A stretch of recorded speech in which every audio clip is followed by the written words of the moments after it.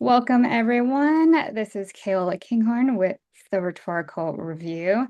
And today we have Anna Graff, who is running for the Utah House District 12 and has experience in government. Thanks for being here, Anna. And I also wanted to be transparent that Anna and I have known each other for several years.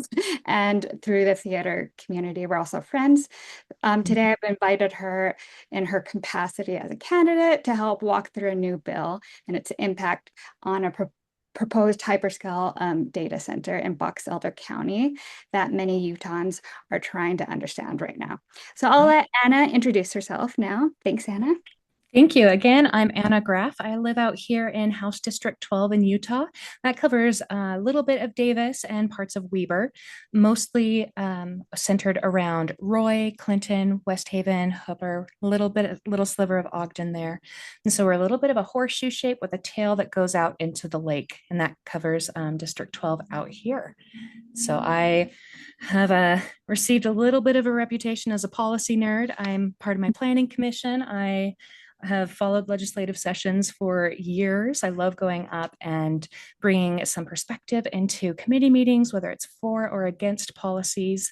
And I was having some fun last night, getting ready for our planning commission meeting where we get to review the impact on my city through this past legislative session. So we had a whole list of bills, breakdown of each of them, and talking about what that may change for us. Some of it's pretty concrete and some of it's a little bit more, this may affect us at some point in the future. And so even though it doesn't right now, we want to have an idea of what's there so that as we're making these plans moving forward, we're able to consider long-term impact beyond just what we're dealing with and living with right now. And that's in general supposed to be the default setting for policymaking, is how is this going to impact not just right now, but the people who come after us, and how is it going to be interpreted by the decision makers who come after us as well. Yeah, I love that. Thank you. So we've been messaging back and forth the last few days. I attended the meeting on April 27th. So for those who may not know what's going on, I think it would be helpful to give a summary of everything happening. For me, this all started the night before April 27th. I saw a few posts on Instagram about this project, this huge data center that's being built in the Box Elder County area. And I forwarded them to a few friends. And I quickly realized that this was probably something I wanted to be aware of, maybe drive out to Brigham City and see what's going on. And so I drove out that morning and attended the meeting myself. And MIDA stands for Military Installation Development Authority. And they were proposing to convert about 1,900 acre feet of water per year from agricultural to industrial use land. So that's a pretty big deal. And they've done it in a kind of tricky slash unsettling way. A lot of people didn't know about it, right? They said that last week they had public comment, but they had a meeting with public comment, but most of the public did not know about it. And so at that meeting on the 27th, there were at least 60 people there. They were not allowed to say anything, even though they were kind of, shouting a few things here and there. And yeah, is that normal, Anna? So I serve on my city's planning commission, and there are different rules for different types of meetings. And so we have our monthly meeting that is, all of these are open to the public. But during our monthly meeting, in our agenda, there's a specific time that's set up for public comment. And that's the case also for our city council. Now, we also have another meeting each month that is a work session. And that is for the commissioners to get together and really dig deep into something that's impacting the city, possible changes, possible new ordinances, or like our meeting last night was to break down the impact of these bills for our city. And so for a work session, that is not actually a meeting that is set up to receive public comment. Now, in our case, under our guidelines for a planning commission, we do have the option for the chair to allow a public comment. And so last night we did have a couple of community members who asked if they would be able to give public comment. And so for us, that was a decision that the chair decided to open up for that comment since we're talking about something that would affect a wide range of people. You know, that's totally up to the chair's discretion. So for last night, it was really helpful. It did open up for public comment and it gave us some really good perspectives. But there are, I believe, for our city council as well, that those work sessions, they're meant to be that time to dig in to understand a potential change or anything like that. And so it's not generally standard for public comment to be included. Now, this was a special session in a county that has different guidelines. And so for them, that might be their standard mode of operation, is that these types of meetings don't automatically include public comment time. Okay, so that helps us understand that maybe it wasn't the commissioner's fault. Um, and as the meeting progressed too, I think it became more clear that they didn't, maybe they were brought in last minute, maybe it wasn't the commissioner's fault. They said things like, this process has been like drinking from a firehouse, and they were asking um, the team, MIDA team too, like why were we brought in so last minute? So I think a lot of the town folk were upset with the commissioners at first, but towards the end of the meeting, they're like, okay, maybe this isn't their fault. Um, so I think there's just a lot of questions in general, like what is going on? uh, and hopefully we can try to break down some of that together. When did you first learn about this, Anna? Oh, goodness. Sometime over the last week. You know, Mm-hmm. there's been so many different things that have been coming through my newsfeed and everything over the last week that I can't pinpoint a specific date, but definitely within the last few days. But also things like data centers have been on my radar for quite some time. I I tried to speak at a couple of committee hearings about some of those. There's a specific bill that I'd love to touch base with you about that I tracked all through the session about reporting requirements to give some transparency and accountability to the data centers. But we're dealing with an industry that is still so new that we're just getting studies that talk about increased temperatures and the impact from that kind of a thing around a data center. And that those studies just came out 2 or so weeks ago. So anytime that you're dealing with a time crunch and you have these decisions that are trying to be made so quickly, especially for something where the information is not as readily accessible, it's really hard to make a fully informed decision with what you have access to in that period of time. So I saw that comment about this being like drinking from a fire hose, and I Mhm. empathize with those commissioners because Yeah, this is a, I believe one of them said this was irrevocable once it's yeah, passed. yeah, So there's a lot of pressure on these commissioners to make this decision. And it sounds like they're struggling to find the information to yeah. make that with confidence. Right. And I think they feel like stuck too because MIDA is a government entity within Utah, and it's working through Hill Air Force Base. And so I think a lot of people feel a sense of duty to um, the government and to Hill Air Force Base. But it doesn't necessarily mean they have local residents' best interests in mind. And I think we need to pause and not just accept that whatever they're doing is best for Utah and the land of Utah and locals. Yeah. So yeah, you brought up um, a bill that you wanted to talk about. And I think we should definitely dive into that and into the speed of this process, because that's something that is concerning, right? That Yeah. the speed at which they have been pushing this data center on Box Elder County and on Utah itself.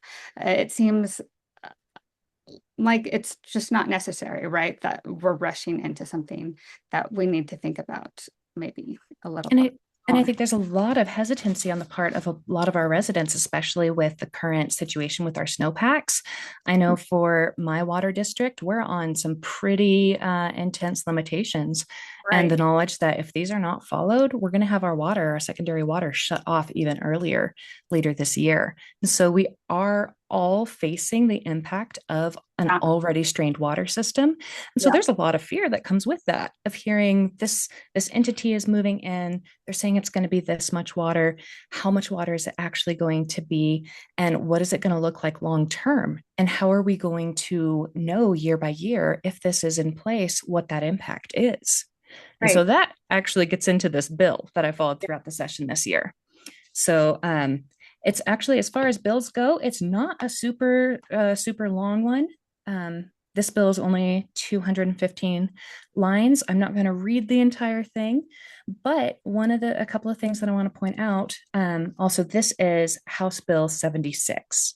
Hmm. So this was a bipartisan bill. It was originally sponsored by Jill Colford. Senate sponsor was Scott Sandel. And then there are 12. Wait, no, I miscounted. 1, 2, 3, 4, 5, 6, 7. There are 12. I did not miscount. You got There are 12 co-sponsors on this bill, and they come from both parties. There's a lot of work that had gone into this bill being put through our legislative session this year. And on the very last day of the session, this bill actually died in the Senate. And I can pull up what that vote looked like.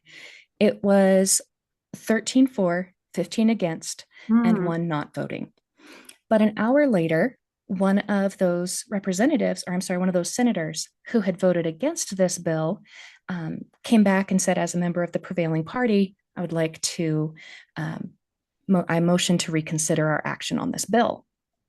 And so, since he was part of the prevailing party, that is something that you're able to do in these situations. And so they brought it back up. And this was 1 hour after it was shot down. Wow. And um, it was read on the floor again. And the next vote, it was 19 for, 5 against, and 5 not voting. And if I remember right, there were a few people that weren't voting because they were in meetings with the House on some other bills at that time. And then this went to the House a little bit later that day, and it passed with 62 votes for it, 2 against, and 11 not voting. So it was a very, very clear pass through the House there as well on Wow. this bill.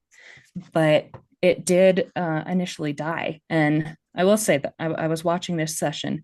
The phone lines started to light up after that bill died on the floor.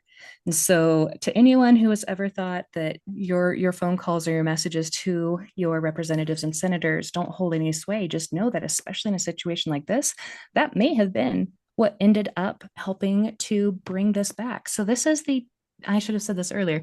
HB 76 is the Data Center Water Transparency Amendments. And so this bill directs land use authorities to issue certain notices. It includes requirements for who to contact when you have an application from a data center. It gives the definition for what a large data center means. And so, like, what kind of data centers are going to be part of this. But it does have a statement on line 138. Before a land use authority or a municipality or county approves a land use application for a new large data center, the land use authority shall notify the following by email or mail: the Division of Water Quality, and the relevant water provider, if any. And so there is a requirement in here for notification, especially to that Division of Water Quality. They're going to be one of the front line as far as understanding the impact to our environment with these data centers. And then there are also reporting requirements for the use and the impact throughout the life of the data center. So this is one of the bills that we were going through for my city commission. And as I was going through it, one of the things I was doing was I was tracking effective dates so that, we know if there's something that dictates that we have to rewrite some code, how long do we have? Right.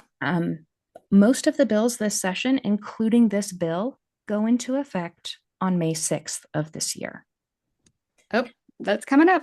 It's coming up very, very quickly. And so I have a concern because we do have a bit of an issue where these reporting requirements, if this application is approved before the 6th of this next month, that this bill, these reporting requirements would probably not apply because we don't have a standard of requirements from a law retroactively applying to applications that were passed beforehand. And I don't see anything in the verbiage of this bill that would bring it into that, even though there are statements in this bill about, I believe it talks about reporting requirements for data centers that begin operations on or after July 1st. The reality is that this is not current law in Utah.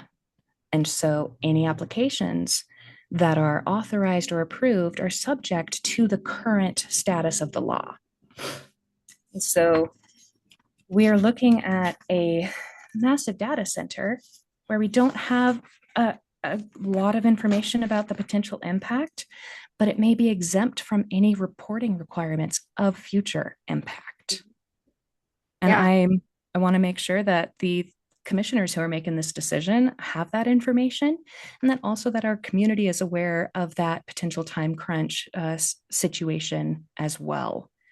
I've seen a lot of requests to just push off the vote, give us time, let us learn more about the impact, the water quality situation, and all of that. And as a planning commissioner, that would be my request if I were in a situation looking at something like this that could have such an incredible impact, not just on my community, but beyond my community, to make sure that I have all of the tools that I need to be able to make that informed decision and that we have that accountability and those regulations for this kind of a center coming in the future. Yeah, this is huge and it goes into effect so soon. But the meeting that got pushed back last week happens next week on May 4th. And this Yeah. goes into effect on May 6th. 6th. Yeah. So And that's originally it sounded like the vote date would have been May 1st. And then after, as a result of this last session, or I'm sorry, not session, but the special meeting that they held, they were able to have that pushed to the 4th. So they do have a little bit more time to understand it, but I hope that they are aware, and I do plan to send an email here in just a little bit to make sure that they do have access to that information of the potential impact for something being decided before the 6th. Because if they're aware of this bill, there's the possibility that they're operating under the expectation that we'll have these reports, we'll have this understanding of what the impact is going to be. And I just want to make sure that before a decision is made, they know that that may be exempt. Yeah, that's disconcerting for sure. That they might not be operating under that new bill if they make that decision before then. I'm so glad that you put those two and two together and that you're trying to get this The word information. out. Yeah, yeah. Yeah. Well, and I do think that this is going to set a standard for moving forward with this kind of a development too. And I believe that Utah is worth taking that extra time to understand that long-term impact and to make sure that if this is something that we as a state move towards, that we have protections to mitigate the impact in place. And personally, I don't feel that we can do that at this point because we don't have enough of an understanding of that impact, and you can't mitigate what you don't know. Yeah, totally. At least not effectively. Yeah, especially in the conditions that we're living under in drought and Yeah. with Great Salt Lake dying. um, we need to be so careful, right? With everything that we're doing right now. So we've been talking about this, and I've put together a protest letter, and I'll share it in a link that you can just copy it and send that letter. But thank you so much, Anna, for taking the time to talk with me today and help get the word out. And if you can, those who are watching, please go and attend the next meeting. It's on May 4th, and it's going to be in um, Tremonton, right? I I think. believe so. They moved it Yeah. into a larger facility because they do anticipate more people coming to express their concerns and views on this one. Yeah. Yeah. And then It's I want to just add real quick that this isn't limited to Box Elder County. I don't have a representative in Box Elder County. It's a little bit outside of my district, but I can still contact my representatives and my senators and make sure that they know what I am seeing and what I feel about this and the potential impact, because it's not going to be limited to Box Elder. There's going to yeah, be yeah, development opportunities in other areas as well. yeah, And the way that our representatives know the layout of the desires from the people that they represent is by us telling them. So call your reps, call your senators, email them. for sure. And don't just believe all the claims that they're making, that it's not going to use water and a closed loop system. Um, I think there's a lot more to it. They're making a lot of promises that there's not technology necessarily behind it yet. So just be careful about the claims that they're making and the promises that they're Yeah. making, right? Um, it's scary. What? Can Yeah. Go ahead. Oh, I Go. was just going to say, can I plug a couple of accounts that are out here doing the work to help share the information about the technology and impact side?